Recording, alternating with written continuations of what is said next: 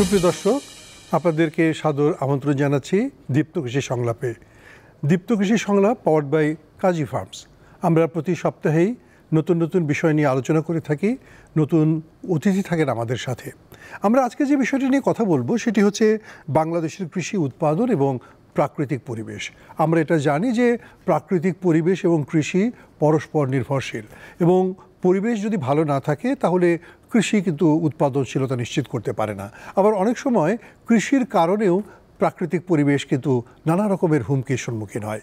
আমরা এই বিষয় নিয়ে কথা বলার জন্য আমাদের স্টুডিওতে আমন্ত্রণ জানিয়েছি বাংলাদেশ কৃষি গবেষণা কাউন্সিলের সদস্য পরিচালক, যিনি প্রাকৃতিক সম্পদ নিয়ে কাজ করে থাকেন, ডক্টর মোহাম্মদ বখতিয়ার হোসেন। আপনাকে স্বাগত জানাচ্ছি। আমরা যে কথাটি বলছিলাম যে প্রাকৃতিক পরিবেশ এবং কৃষি পরস্পর নির্ভরশীলতার কথা, বাংলাদেশে আমরা জানি যে সুজলা সুফলা শস্য শ্যামলা এই বাংলাদেশ, এবং এই বাংলাদেশের প্রকৃতি পরিবেশ সবই ছিল কৃষির সাথে খুবই সম্পর্কিত।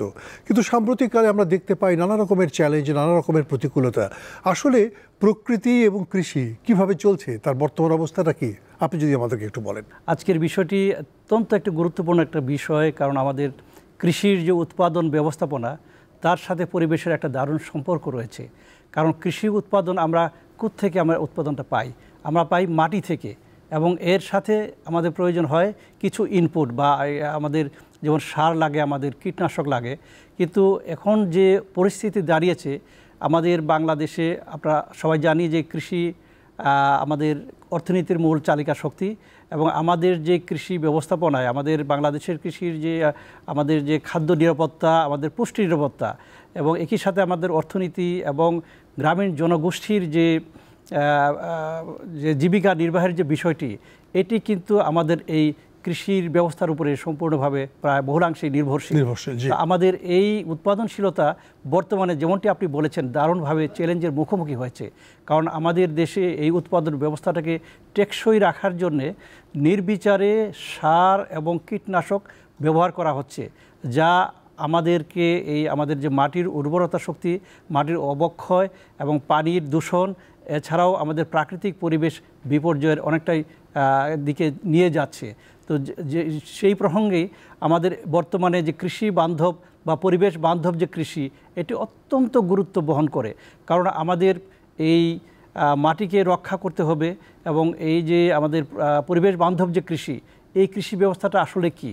এই কৃষি ব্যবস্থাটা মূলত আমাদের কৃষি উৎপাদন ব্যবস্থাপনায় রাসায়নিক সার, রাসায়নিক কীটনাশকের ব্যবহার কমিয়ে বা এটার ব্যবহার না করে স্থানীয়ভাবে যে অনুষঙ্গগুলো আমাদের পাওয়া যায়, সহজলভ্য হয়, যেমন আমাদের জীবাণু সার, আমাদের জৈব সার, আমাদের পানির ক্ষেত্রে, পানি ব্যবহারের ক্ষেত্রে সাশ্রয়ী পদ্ধতি, এবং আমাদের যে অন্যান্য যে বিদ্যুৎ পদ্ধতিগুলো, যেমন শস্য পর্যায়ক্রম অনুশীলন এবং ইন্টারক্রপিং ব্যবস্থাপনা, এই ব্যবস্থাপনাগুলো যদি আমরা সঠিকভাবে চর্চা করতে পারি, তাহলে কিন্তু আমরা এই বিশেষ করে এই পরিবেশের বিপর্যয় থেকে বা ভবিষ্যতে আমাদের কৃষিটাকে আমরা রক্ষা করতে পারি, আমরা আমাদের মাটিকে আমরা রক্ষা করতে পারি। কিন্তু যে পদ্ধতিগুলোর কথা বললেন, সেক্ষেত্রে অনেকেই মনে করেন যে আসলে এই আধুনিক যে কৃষি, তার পরিবর্তে আধুনিক কৃষি বলতে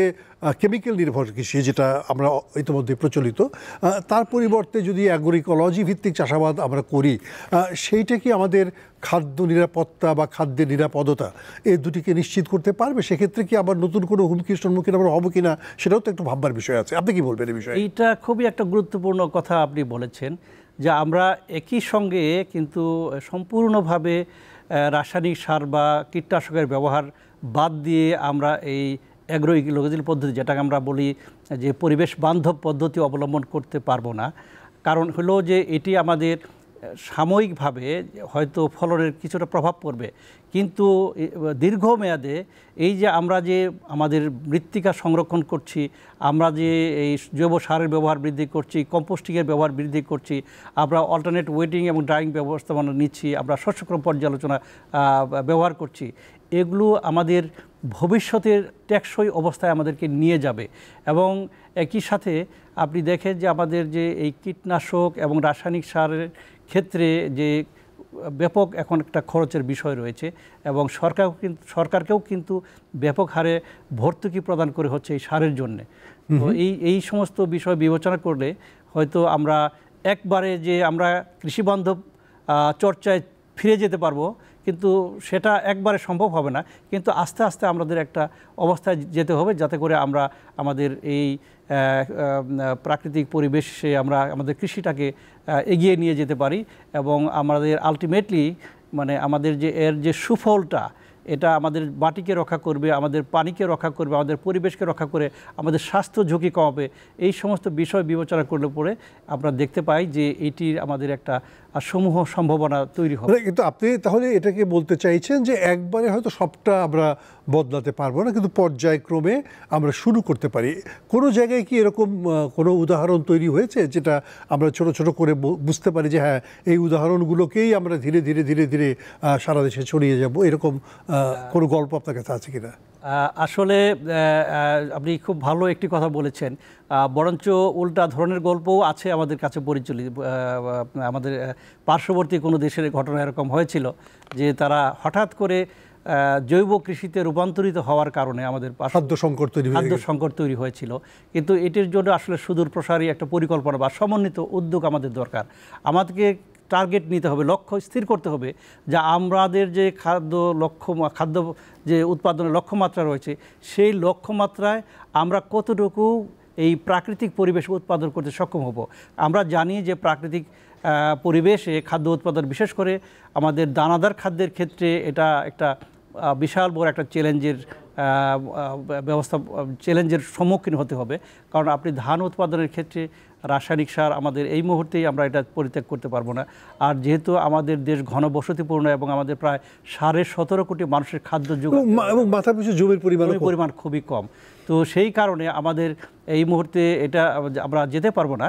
বাট আমরা যে সারা পৃথিবীতে দেখি যে মানুষের এখন আস্তে আস্তে মানুষের আর্থিক অবস্থার উন্নয়নের সাথে সাথে আমরা কিন্তু এখন নিরাপদ খাদ্য খুঁজি এবং আমরা চেষ্টা করি যে কিভাবে আমাদের স্বাস্থ্যটা আমরা ঠিকভাবে পরিচালিত করতে পারবো,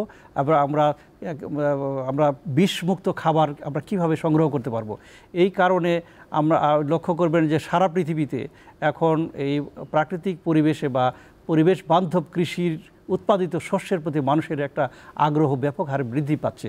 ইদানিংকালে আমরা দেখছি যে সারের ক্ষেত্রে যে ব্যবহারটা আছে সেই জায়গায় কি আমরা জৈব সারের পরিবর্তনটা আনতে পারি না? মানে কিছুটা হলেও তো আমরা কিছু কমিয়ে নিয়ে আসতে পারি।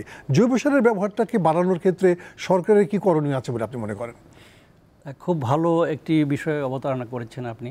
কারণ আমাদের জমির, আমাদের মাটির সুরক্ষা প্রদান করতে হলে আমাদেরকে জৈব সার ব্যবহার করতে হবে। আমাদের সাম্প্রতিককালে একটি প্রোগ্রামে কৃষি সম্প্রসারণ অধিদপ্তর থেকে একটি তথ্য দেওয়া হয়েছে যে আমাদের দেশে সরকার নিবন্ধিত এবং নিবন্ধিত হয়নি এরকম সব মিলিয়ে প্রায় 30 লক্ষ মেট্রিক টন আমাদের জৈব সার উৎপাদিত হয়। যদিও এটির পরিমাণ প্রায় 1.5 লক্ষ টনের মতো আমাদের নিবন্ধিত যে উৎপাদনকারীদের কাছ থেকে আমরা পাচ্ছি, কিন্তু এই যে 30 লক্ষ মেট্রিক টন আমাদের যে সার আমরা জৈব সার পাচ্ছি, এটি কিন্তু আমাদের চাহিদার মাত্র অর্ধেকও হয় না।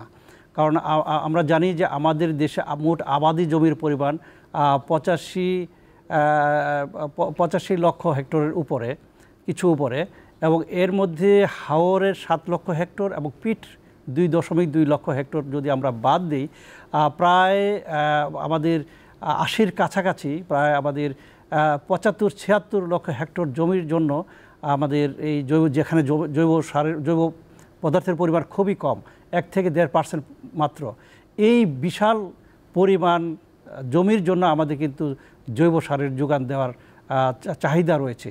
তো এই চাহিদা মিট আপ করার ক্ষেত্রে আমাদেরকে আমাদের এই সরকারি পর্যায়ে দারুণভাবে কাজ করা হচ্ছে এবং আপনি জানেন যে ইতোমধ্যে বহু জৈব সার উৎপাদনকারী ব্যক্তিকে বা প্রতিষ্ঠানকে পুরস্কৃত করা হয়েছে, তাদেরকে জাতীয় মোটিভেট করা হচ্ছে এবং তাদের আমাদের কৃষি সম্প্রসারণ অধিদপ্তর যে অনিবন্ধিত যারা রয়েছে তাদেরকেও কিন্তু এটাকে উৎসাহিত করা হচ্ছে যে নিবন্ধিত করার জন্য, কিন্তু তাদেরকে বন্ধ করার বিষয়টা হয়নি যে আপনাদের নিবন্ধনের বহির্ভূত আছেন, আপনাদের উৎপাদন করতে পারবেন না। এবং আপনি লক্ষ্য করে দেখবেন যে আমাদের কিছু কিছু এলাকায় যেমন চুয়াডাঙ্গা, যেমন আমাদের ঝিনাইদহ এলাকায় দেখা গেছে যে এই কেঁচো সার উৎপাদন ব্যবস্থাটা একটা ব্যাপক জনপ্রিয় কুটির শিল্পের পর্যায়ে চলে গেছে, এবং ছোট ছোট এন্টারপ্রেনিয়র্স যেগুলো আমাদের তৈরি হচ্ছে, এবং এটা ব্যাপক হারে আমাদের এই জৈব সার উৎপাদিত হচ্ছে। এবং আমার মনে হয় যে আমরা অতীতের যেভাবে চলে আসছে এবং অতি অল্প সময়ের মধ্যে আমাদের এই জৈব সার উৎপাদন ব্যবস্থা একটা ব্যাপক পরিবর্তন আসবে। কিন্তু একটু অভিযোগ আছে, বিশেষ করে জৈব সার যারা উৎপাদন করেন, আমরা রাসায়নিক সারের জন্য মানে হাজার হাজার লক্ষ লক্ষ টাকা মানে ভর্তুকি দিচ্ছি, জৈব সারের জন্য 10 টাকা ভর্তুকিও কিন্তু প্রচলিত নাই। আপনি কি মনে করেন না যে আমাদের এই ভর্তুকির সিস্টেমটি রাসায়নিক সারের জন্য, রাসায়নিক সারকে যদি নিরুৎসাহিত করতে হয় তাহলে জৈব সারের ক্ষেত্রে বরং ভর্তুকিটা বাড়ানো দরকার, রাসায়নিক সারের ক্ষেত্রে ভর্তুকিটা কমানো দরকার? জৈব সার কী দিয়ে তৈরি হয়? আমাদের যেগুলো জঞ্জাল, ধরেন বাংলাদেশে যে পোলট্রি, বিশাল একটা পোলট্রি সেক্টর রয়েছে, একটা ডেয়ারি সেক্টর রয়েছে, এই পোলট্রি ফার্মগুলোতে তাদের যে পোলট্রি লিটার, এটাকে ব্যবস্থাপনা করা একটা বিশাল বড় চ্যালেঞ্জের বিষয়। তো এই যে জঞ্জালগুলো, এগুলো পচানোর মাধ্যমে ইভেন আমাদের যে শহর ব্যবস্থাপনায় যে সিটি ওয়েস্টেজ, কিচেন ওয়েস্টেজ আছে, এগুলো কিন্তু বিশাল পরিমাণে আমাদের প্রতিদিন আসছে। এগুলো যদি আমরা পচাতে পারি তাহলে কিন্তু এটি দেখা গেছে যে এটার উৎপাদন খরচ খুবই কম হয়। এবং আমাদের দেশে ইদানিং আমরা লক্ষ্য করেছি যে এই র্যাপিড কম্পোস্টিং কিছু মেটেরিয়ালস, যেমন ট্রাইকো কম্পোস্ট, ট্রাইকোডার্মা, যেগুলো আমাদের পচনশীলতাকে ত্বরান্বিত করে। তো এগুলো ব্যবহার করলে পরে আমাদের দেখা যায় যে আমরা বিভিন্নভাবে দেখেছি যে সারা দেশে যে জৈব সারগুলো উৎপাদন করা হয় এটির খরচ কিন্তু খুব বেশি পড়ে না। এবং এই কারণে আমাদের যারা জৈব সার উৎপাদন করছেন তারা কিন্তু আসলে, আমি আরেকটি কথা বলতে চাই যে জৈব সারটা এরকম যে এইখানে খুব বেশি মানে একটা কয়েক গুণ বেশি লাভ করার ব্যাপারটা এরকম না, কিন্তু এটা একটা সাস্টেইনেবল একটা অবস্থায় আছে।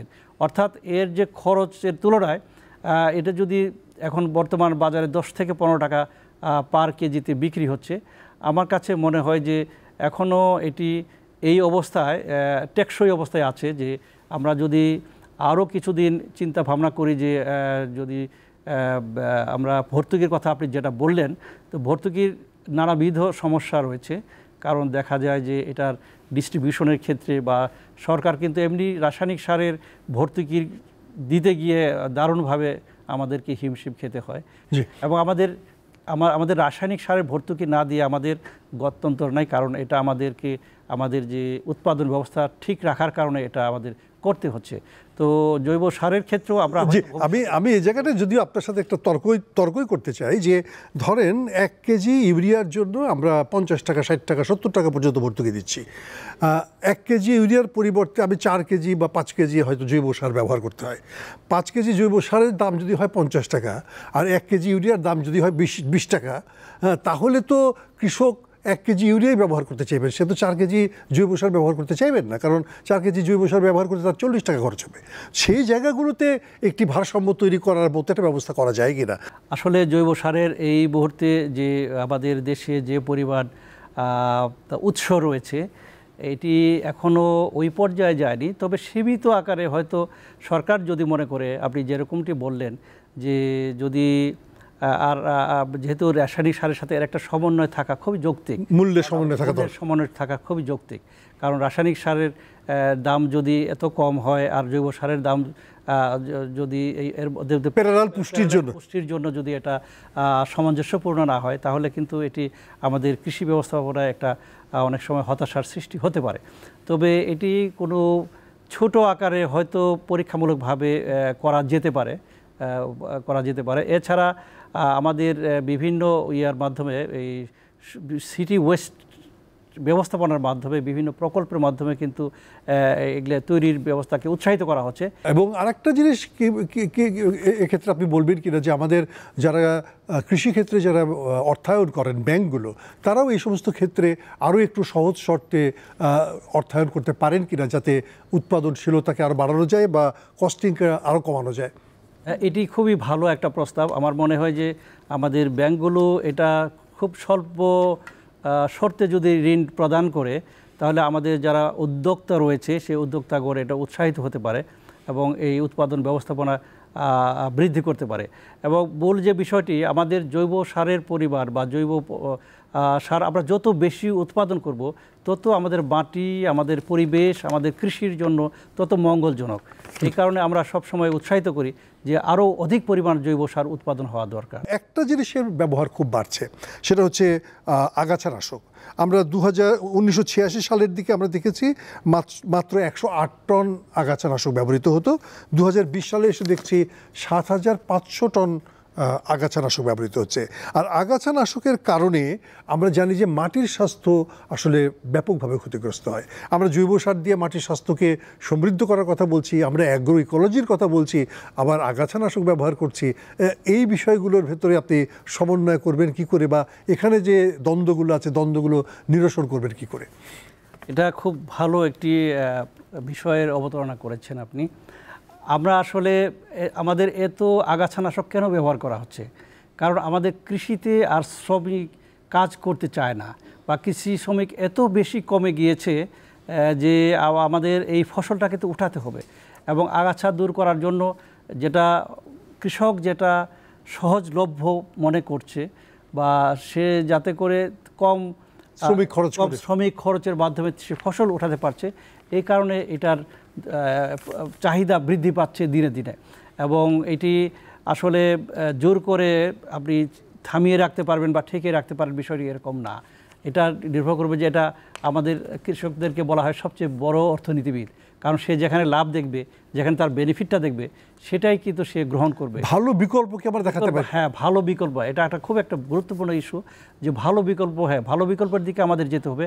আমাদের যে ইন্টিগ্রেটেড পেস্ট ম্যানেজমেন্ট যে সিস্টেমগুলো রয়েছে, আমাদের যে জৈব বালাইনাশক কিছু এখন আসছে, যেটা আজ থেকে 5 বছর আগেও ছিল না, কিন্তু এখন অনেক জৈব বালাইনাশক আমরা জৈব আগাছানাশকও আসছে। হ্যাঁ, জৈব আগাছানাশকও আসছে, যেগুলো আমাদের এই নতুনভাবে এগুলো আমাদেরকে পথের সন্ধান দিতে পারে। এবং আর একটি বিষয় যে আমাদের মধ্যে সচেতনতা বৃদ্ধি করাও একটা গুরুত্বপূর্ণ বিষয়। আমাদের কৃষক যারা রয়েছেন, কৃষক বন্ধু যারা রয়েছেন, তাদেরকেও ভাবতে হবে যে এই জমি তো আমাদের যেমন আমাদের পূর্বপুরুষদের কাছে আমরা উত্তরাধিকার পেয়েছি, একইভাবে আমাদের পরবর্তী যে প্রজন্ম রয়েছে, সেই প্রজন্মের জন্য আমাদের এই জমিটাও তো দিয়ে যেতে হবে, এবং যেন এটার কোনো ক্ষয় সাধিত না হয়। বিষাক্ত জমি দেবেন নাকি নিরাপদ জমি দেবেন, এই বিষয়টি গুরুত্বপূর্ণ। তো কাজে আমাদের সচেতনতা বৃদ্ধি করা খুব জরুরি দরকার। ধন্যবাদ ডক্টর বখতিয়ার হোসেন আপনার চমৎকার বক্তব্যের জন্য। নিশ্চয়ই আপনার কাছ থেকে কিছু ধারা আমরা পেলাম, যেগুলো আমাদের ভবিষ্যতের কৃষি উৎপাদন ব্যবস্থাপনার ক্ষেত্রে নতুন চিন্তার খোরাক যোগাবে। প্রিয় দর্শক, আমরা আমাদের আজকের অনুষ্ঠান শেষ করতে যাচ্ছি। শেষ করার আগে কয়েকটি কথা বলে রাখি যে আজকে যে বিষয়টি নিয়ে আমরা আলোচনার অবতারণা করেছি, সেটা হচ্ছে কৃষি উৎপাদন এবং তার পরিবেশ। এবং পরিবেশকে যদি রক্ষা আমরা করতে না পারি, তাহলে কৃষিকেও আমরা টেকসই করতে পারবো না। আবার এটাও কিন্তু সত্যি কথা যে কৃষি যদি আমাদের উৎপাদনশীলতাকে নিশ্চিত করতে হয়, তাহলে কেমিক্যাল, তার উপর যে নির্ভরতা, জৈব সার, তার উপর যে নির্ভরতা, এগুলো সব কিছুর উপরেই কিন্তু আমাদের একটা সমন্বয় রাখতে হবে। আমাদের একদিকে যেমন পরিবেশ রক্ষা করতে হবে, একদিকে উৎপাদনশীলতাও কিন্তু বজায় রাখতে হবে। নিরাপত্তা বা নিরাপদতা, সেগুলোকেও কিন্তু আমরা কোনো অবস্থাতেই বাদ দিতে পারবো না। এবং সরকারের তরফ থেকে ভাববেন, তবে আমাদের নাগরিক সমাজ যারা আমরা আছি, আমাদেরকেও কিন্তু এগুলো নিয়ে ভাবতে হবে, চিন্তা করতে হবে, কাজ করতে হবে। আমরা চাইবো সকলে মিলে একসাথে কাজ করার মধ্য দিয়ে আমরা আমাদের দেশকে সমৃদ্ধ করব, আমাদের কৃষি ব্যবস্থাকে সমৃদ্ধ করব। আজ এ পর্যন্তই। সকলকে ধন্যবাদ এবং শুভেচ্ছা জানিয়ে শেষ করছি। দীপ্ত কৃষি সংলাপ পাওয়ার্ড বাই কাজী ফার্মস আগামী সপ্তাহে নতুন কোনো বিষয় নিয়ে, নতুন কোনো অতিথিকে সাথে নিয়ে আপনাদের সামনে হাজির হব। ততক্ষণ পর্যন্ত আমাদের সাথেই থাকবেন। ধন্যবাদ, শুভেচ্ছা।